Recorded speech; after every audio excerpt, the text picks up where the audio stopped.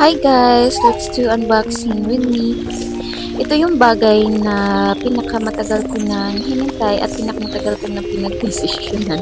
Ang tagal talagang dinesisyonan, no, na bilhin.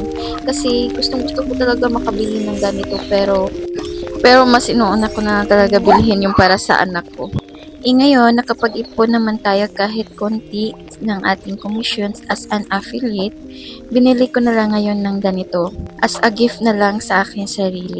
Kumbaga, para matuwa naman ang ating kaluluwa. Kaluluwa talaga. Para matuwa naman ang ating sarili, di ba? Ang babaw naman ng kasigayahan, no?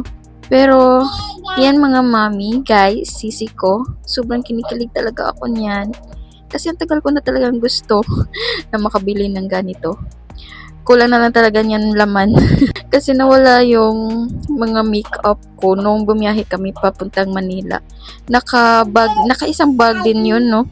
Pero wala tayong magagawa, nawala na eh. May pangalan at number ko din yun. Naghihintay nga ako na may kumontak sa akin. Baka may makapanood na nakapulot. Ayan, i-contact niyo ako please.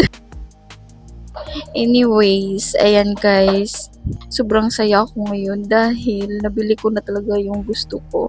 Isa talaga to sa mga bagay na gustong-gusto kong bilhin, guys.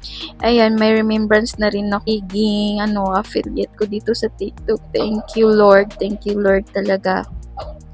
So, ayun lang guys for today's video. Gusto ko lang talagang i-share sa inyo yung kilig ko ngayon na nabili ko na talaga yung matagal ko nang gusto. Kung gusto nyo din ng ganitong makeup organizer guys, nilagay ko na yung link sa